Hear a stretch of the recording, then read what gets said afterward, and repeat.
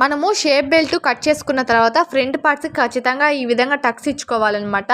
ఈ విధంగా 2 ఫ్రంట్ పార్ట్స్ని ఎదురెదురుగా పెట్టుకోవాలి. అప్పుడే మనము పర్ఫెక్ట్గా కుట్టుకోగలుగుతాము. ఈ విధంగా పెట్టుకున్న తర్వాత ఏదైతే మెయిన్ క్లాత్ మనం జాయిన్ చేయాలనుకుంటామో ఆ మెయిన్ క్లాత్ని షేప్ బెల్ట్ మీద ఇలా పెట్టుకోవాలి. పెట్టుకున్న తర్వాత పాదం ఖర్చుతోటి మనం అనేది దాని మీద కుట్టు అనేది వేసుకోవాలి.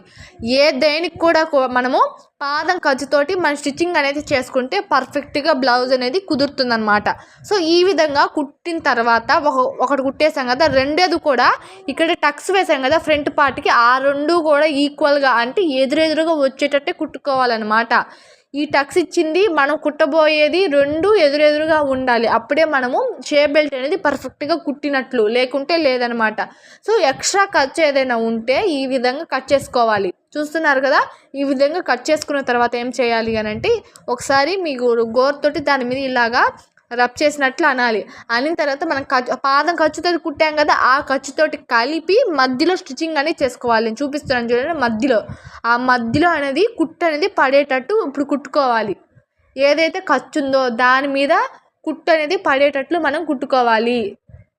అప్పుడు మనకి షేప్ అనేది ఖచ్చితంగా కుదురుతుందనమాట. సో ఖర్చుతో కలిపి మనం కుట్టుకోవాల్సి ఉంటుంది. నెక్స్ట్ షేప్ బెల్ట్ కూడా అదే విధంగా ఖర్చుతో కలిపి కుట్టుకున్న తర్వాత దాని మిడిల్లో మనం కుట్టు అనేది వేసుకోవాల్సి వస్తుందన్నమాట. సో ఈరోజు వీడియోలో చెప్పాను. నెక్స్ట్ వీడియోలో వచ్చేసి షేప్ బెల్ట్ ఫ్రంట్ పార్ట్కి ఏ విధంగా జాయిన్ చేసుకోవాలో చెప్తాను. ఈ విధంగా జాయిన్ చేసుకున్న తర్వాత చుట్టూ మీరు అనేది ఒక కుట్టు వేసేసుకొని ఎక్స్ట్రా క్లాత్ ఏదైతే ఉందో ఆ క్లాత్ అంతటిని కూడా కట్ చేసుకోవాల్సి వస్తుంది.